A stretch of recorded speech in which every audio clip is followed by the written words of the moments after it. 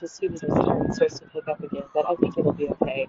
Um, so today, I think I want to do these two shorter anecdotes that I had written that are kind of a little bit of a change of pace in the sense that they're just kind of, they're not stories, they're just kind of personal feelings, thoughts, perspectives on certain elements of his personality. So, excuse me. Um, so this first one was originally anecdote number three. The next one was originally anecdote number four. So anecdote number three was titled Business, and anecdote number four is Decisions. And so this one I wrote, I'm just gonna, because I'm gonna mention this at the beginning of it, but I'm gonna just explain this.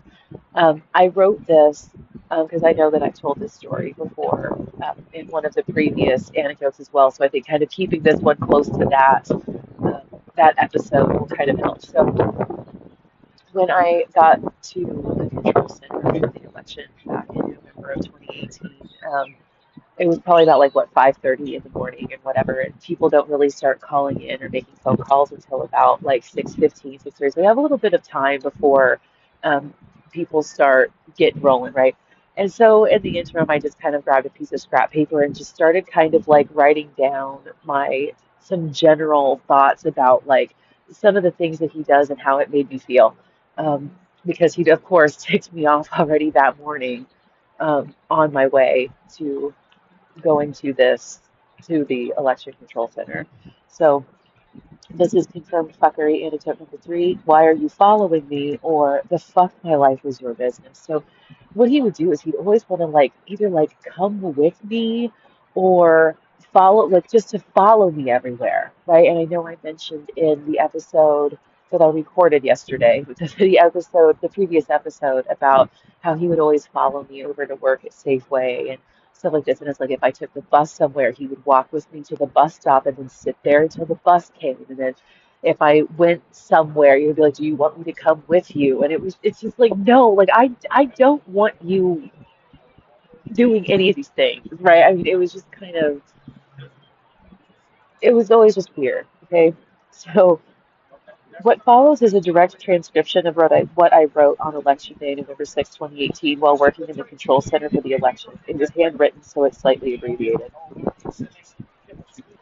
He often wants to know things that don't matter for him to know, such as the mode of transportation I'm going to take to get where I'm going. Or he'll tell me why my choice is better than another. It's an awkward overbearingness. The second part of this problem is that this leads him to desire information that is way over the top, such as what exact time the bus I want to catch comes, when the first bus I catch from there is inconsequential. I can take any bus from our stop to downtown, then catch a bus to my final destination. I leave when I'm ready and take the first bus that shows up. He always follows me to the bus stop. He insists on accompanying me. More on that in another anecdote. And then waits until I get on the bus. If I say it's okay, he doesn't have to wait. He says, "Oh, it's no biggie." It never occurs to him that it's a passive, polite suggestion to buzz off.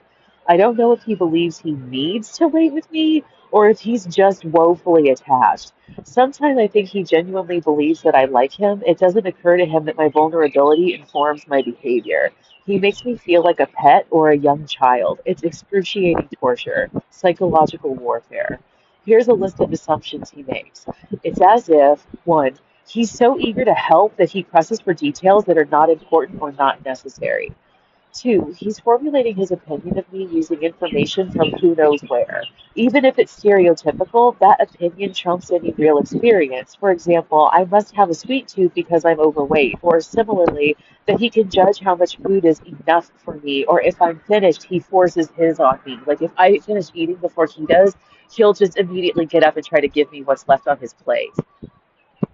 It was really weird. I wasn't going to stop in the middle of this, but some of these I'm like, yeah, I forgot about that. Like, just, you know what I mean? Like, some of this is sparking kind of intensely revolting memories, right? So, three, he wants what's best for me so long as what's best for me is something he can or is willing to provide. So it was a lot of like forcing stuff on me, right? Which I think has kind of come up repeatedly already. Four, he's entitled to know the details he asks for, no matter how insignificant or weird that he'd want to know. But when I mention something he pretends to hear, quickly forgets, or just doesn't see why it's important. 5, he projects his problems onto me. How can you see in the dark? Remember, you have to pay this bill. No alcohol. Can you hear this? Like subconscious aversion to recognizing his own shortcomings. Number 6, he can't recognize that he's below average. He's not slow. Everyone else is fast. Often, answers to his questions would reasonably be because you're old, a little slow, inexperienced, etc. For example, like, how can you see in the dark? The answer, because I'm not a 65-year-old with glaucoma. Number 7, he believes we're alike in every way with no evidence. For example, insisting I need a towel in the morning to wash my face. But when I tell him we don't have the same routines or similar routines, like he gets aggravated. Like, why? On two levels, the assumption and being told the assumption is wrong. This specific issue has happened more than once, obviously adding to the bizarrety. So he would do this a lot. So like if he was doing laundry and he'd say like let's say he gets up at like 6 and he could just go down and be the first person in the laundry room. But he'll be like, oh, but like you're gonna need your towel in the morning. And I would like every time, right? And I'd be like, I don't shower in the morning. I use like those moist like makeup remover, like face wipe wash things in the morning for my morning skincare routine. I didn't wash my face in the sink and use a towel. And it didn't matter how many times I told him this, explained it. He sat there and watched me do it because I would just do it at my desk in the corner of the apartment. Like he's literally privy to my morning face care routine, and he would still repeatedly insist that I needed a towel in the morning, and that's why he couldn't start laundry already off the bat. But then when I tell him, like, I don't need my towel, you can go ahead and start laundry or whatever. So I think what I ended up doing was just telling him, like, I just bought a spare towel so that I have a clean one already in rotation so you can start whenever you want to start. Just whatever it takes to redirect or manipulate him into stopping doing whatever the irritating behavior was. But like I said, I don't understand. I don't know why he thought this was this enormous deal. So this goes back to the fight clubbing aspect of it, right? Where it's like, I don't know what he was actually talking about. Because at some point it makes sense to think he's not actually this dumb. He's not this out of touch, right? He knows this isn't what he's talking about. And then sometimes it seems like what he was getting frustrated with me was because I'm not picking up what he's putting down. But it's like the reason that I'm not picking up what you're putting down is because you're not putting anything down. Right? It's like I don't know what you think you're saying. Right? I don't go to Fight Club. I don't know what you're referring to. So I don't have any idea what it is that you think I'm supposed to think you're talking about. And he never figured that out. That was what the issue was. I'm not actually a member of Fight Club. 5 fucking years of this bullshit, and this man never did put two and two together. It's wild, right? How much experience do you think you need to have with somebody, right? Day in, day out, 24/7, 365 days a year. Because I stopped working at Safeway. I moved in with him April of 2016. I left Safeway Thanksgiving 2017. I only worked there for like 18 months. By the time I started writing these journals, it had been almost a year of literally 24/7, day in, day out, being around each other, being privy to everything each other did. And I rarely left the apartment because I didn't have a job anymore. So like I didn't have any money. There wasn't really anything a whole lot that I was doing. And every time I wanted to leave to go somewhere, he insisted on tagging along anyway. So if the point in leaving the apartment was to get away from him, that was a moot point. So there was a point where this was even pre-pandemic. I woke up one day and I realized that I literally hadn't left the apartment in like 5 months. Not even to go across the street to the grocery store shopping with him. I hadn't left the apartment in almost half a year and didn't even notice because every day was just the same like routine back and forth BS. Like if it wasn't for like making my jewelry or like doing my own creative stuff, like I was kind of just lost in my own artistic world and binging stuff on Netflix and whatnot. And I just didn't even notice how much time had passed since I'd even been outside. That's how incredible this was. And like no one else noticed either. Like, did they think that I just left in the middle of the night one night and then snuck back in one day, like 6 months later? Like, people didn't see me coming and going for months on it. Like, I've never even thought about that before because I was so stuck on the fact that I hadn't left the apartment in several months that it never even occurred to me to think about the other direction and how nobody else even noticed that I wasn't coming and going. Nobody else even noticed that I'd fallen off the face of the earth. How cool is that? Now, here's what is of import or relevance to me. I grew up Catholic in a small town where the patron of our church was slash is St. Mary's Assumption. Curiosity killed the cat, but no one ever said it had to be the cat's curiosity. His constant testing of assumptions is killing me. He acts as though he gets his information from a quote unquote higher power. It sounds like higher power, right? Like hired for a job, as though he's doing his job. The problem with his job, though, is that if I don't know why, or that for that matter, I have a conservator, then he's just holding me hostage and harassing me. He's not a guardian. He's a man who passive aggressively pushed and coerced me to be where I am despite my objections. When I first moved in, I noticed him doing the sign of the cross before meals, but eventually he stopped. Maybe because he noticed that I don't.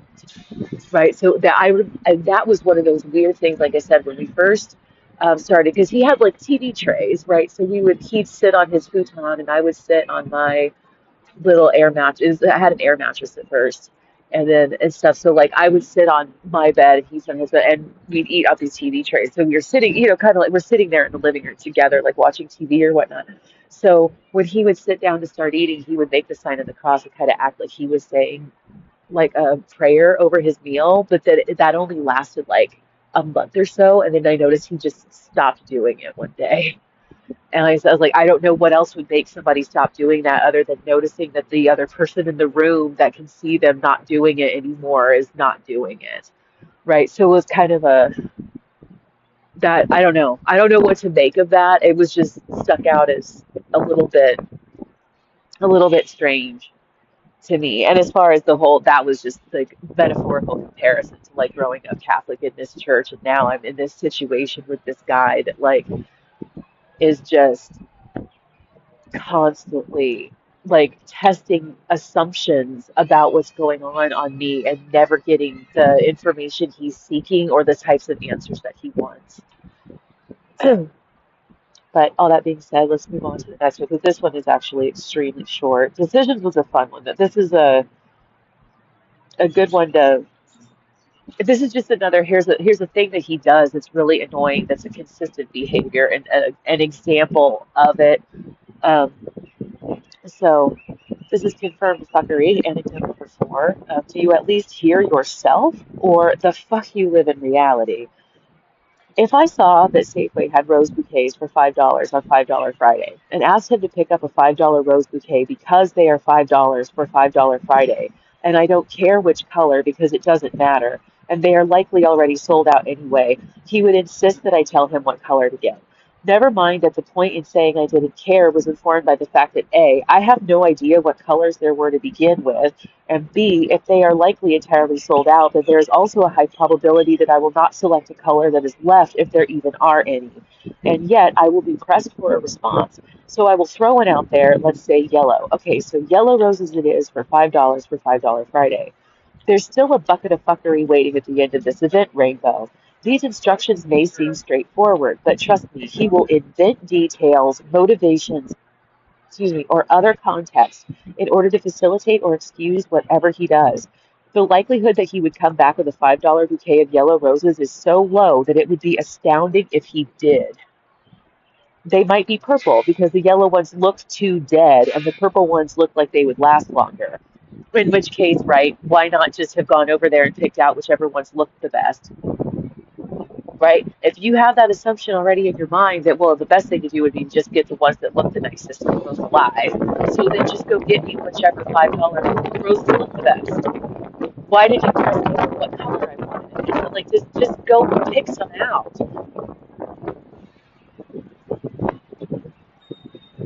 It might be a huge, fancy bouquet complete with baby's breath and greenery fillers that cost $30 because the $5 bouquets were sold out.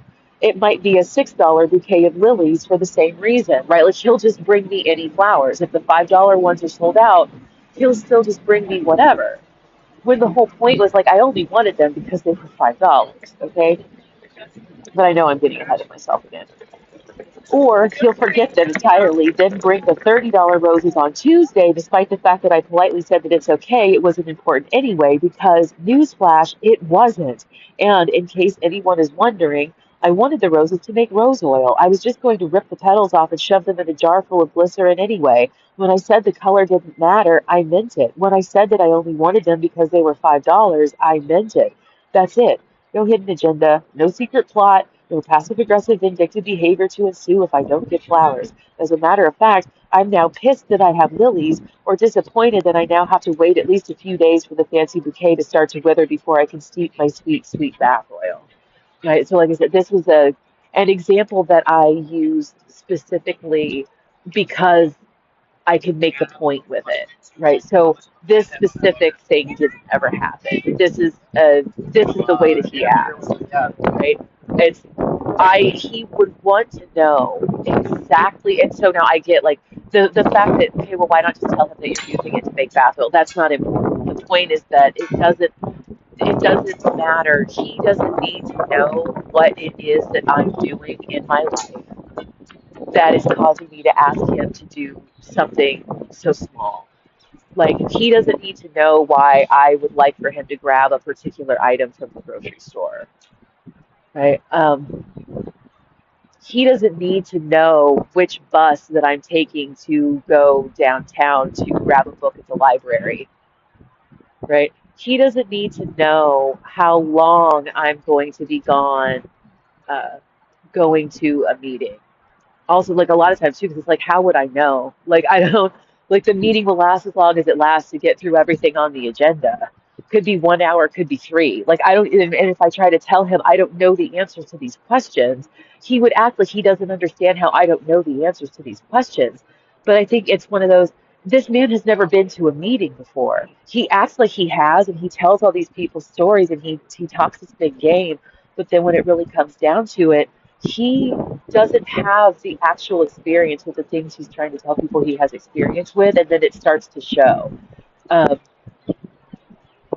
what was this? Okay, there was a story that I read. This is like a Reddit. It was a Reddit Am I the Asshole? But it's an interesting story because and then it fits in here to just kind of recount is what I'm talking about here. Because the conclusion that one of the commenters on it that said was that like this person is bound to slam back into reality time and time again, regardless of how well they think things are going. So I'm just gonna like just to preface this, no moral, ethical, social, whatever judgment. It's just this is the story. So a woman from Europe got a job or like a temporary job or an internship or something over here in like San Francisco at a tech company. And she herself happens to be a lesbian who's like a girly lesbian, right? One of those beautiful, what are they call lipstick lesbian types or whatever.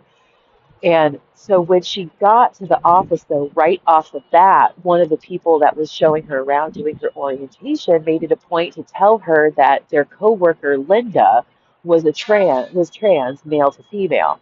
Now, the thing about Linda was that Linda absolutely did not pass for female. And I mean, like I've worked with it, like that's fine, right? So, and it's like I know, so I'm sure we all at some point, like we know what she's talking about, right? That you can respect the person's life without, but like while it's also like it's obvious that you don't actually pass for female, right? So, but this was the temperature in the office, right? Nobody cared. People were respectful of Linda, but the thing was that because Linda was trans, it was it led to this incident between this new employee, the European lesbian, and Linda. They're like they worked in different departments, so their paths rarely crossed. But then at some work event, like the company Christmas party or something, they ended up sitting down and having a conversation. And Linda asked her something about her experiences working in such a male-dominated industry in such a conservative country as the one that she comes from, especially as like a beautiful lesbian woman, and the sorts of things that she's probably encountered in the workplace. And then she replied to Linda, da da da da da, but like, but surely, like, as a trans female, like, you've experienced similar things yourself. And so, like, that Linda's face just fell and she got really offended and was talking about, like, what do you mean, like, da da da da da da da, da, and it turned into this whole big thing. So that was the am I the asshole question for basically calling Linda trans to her face, even though, like, everybody knows and she absolutely does not pass. And that what had actually happened was because, like, over time, for so long, the other people in the office had just been basically, quote unquote, outing Linda for no reason to new hires and telling them her pronouns are she, her, and yes, Linda is trans, pronouns she, her, blah, blah, blah, blah, blah. That everyone had just been and respected this, like, unbeknownst to Linda. And so over time, Linda had come to believe that she passed. And so when this woman made that comment to her about, like, well, as a trans woman, and she was basically slapped in the face with the reality that you don't pass, like, not even a little bit, is like what she ended up having to face. And then it's like, so a lot of people in the comments were like, the commenter isn't the ass, and there was a lot of people in the comments saying really kind of insensitive and just like rude stuff about, like, um, yeah, you're the asshole, but just because you entertain this man's mental illness kind of crap, and then the people like, oh yeah, you are the asshole because you should have kept it. Da, da, da, da, da. My viewpoint on it is that the assholes are the people in the office that are preemptively telling everybody that, yeah, Linda is trans and her pronouns are she, her. Like, don't misgender Linda, even though Linda's obviously a man, right? Those are the assholes in the situation because they led to the problem of now Linda, like I said, like, that she over time came to believe that she passed because everybody just knew she was she, her, and she never had to explain herself to anybody, right? And it's like that this idea of people will slam into reality, um, over and over again. I feel like when I read that, I immediately thought of this man and was thinking, like, that's he slams up against reality all the time, and yet it never seemed to make an impact. Um, and yeah, I mean, I don't know what else to say, but that's basically like the gist of this anecdote was intended to just be written to make a really clear-cut example that brought together a lot of these aspects of his personality into one, like, easy to digest story. Um, so, like I said, the in this particular story, right, it seems a little bit ridiculous that I wouldn't just say, like, I just want to make rose oil. All you've got to do is shove the petals in mineral water and let it sit, and it sucks out the scented smell, and then you have the scented rose oil, bath oil. Or he'd be like, "Oh, that's really cool," or whatever. Like, if this were actually true, I would have told him, right? Like, don't get me wrong. It's just that this was an easy way to frame a way that he kind of acted all the time. Like, he needed to know every last detail of everything that I was doing in order to be able to just do a simple task that you could just follow directions, right? I just want a $5 bouquet of roses. I don't care what color they are and whatnot. And, like, yeah, just get the ones that look the freshest, right? And so even if I had said that, he would be like, but what color do you? And it's like, I don't even know. For all we know, all they got were red roses. So it's like by the time you get over there, it's not even going to matter. But like, it doesn't. I just want a dozen roses. I just want the flowers. Flowers are nice. I used to buy flowers for myself. I like all the time, just to have something around, right? So it's like I don't actually have a preference. Like, it's also kind of like because we live in a studio, right? So it's like I'd like a $5 bouquet of roses. Just pick out one you like. That's like even if I tried to go that route, it's so funny because this whole story makes me feel like everything I've heard men bitch about women about. Like, I'm the man in this scenario and he's the woman, right? Where that is like, can you just pick up a $5 bouquet of roses? Like, if you're telling your wife, like, just pick up a case of beer for the tailgate this weekend, and she's like, what kind? Just whatever, whatever you think is in the budget and looks like a reasonably good deal. Just pick up a case of beer. We just don't want to show up empty-handed. Like, it's not. And then she comes home with 3 cases of beer, like, I just didn't know which kind you wanted. And you're just like, it wasn't that deep, right? Um, maybe not Natty Light or PBR, stay away from that. Don't get anything too weird, whatever. But like, yeah. Anyway, like I said, that pretty much does it for this. No, I just wanted to make that clear that this particular incident never happened and that it was purposefully. I use this because it's an easy way to describe certain personality traits, and that, of course, like I would have just told him what I was doing with this if that actually happens. But yeah. So on that note, I think it's a good place to stop for today. Nice little kind of short and sweet, killed 2 birds with 1 video, and I will see you all in the next one. Bye.